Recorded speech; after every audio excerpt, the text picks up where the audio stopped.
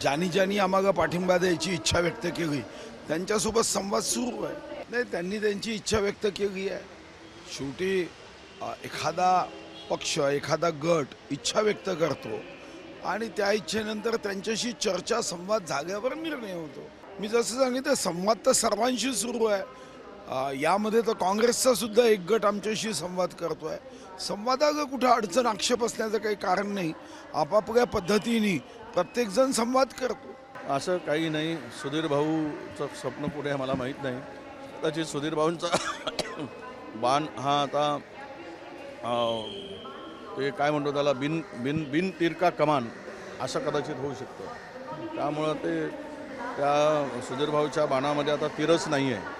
त्यामुळे यावर फार काही विश्वास ठेवण्याची गरज नाही. अजिबात नाही. एकही नगरसेवक पुढे जाण्याचा प्रश्न नाही. सगळे माझ्या ताब्यात आहे. जवळपास माझ्या स्तरामध्ये 20 नगरसेवक, 10 आले कुठून तिथे.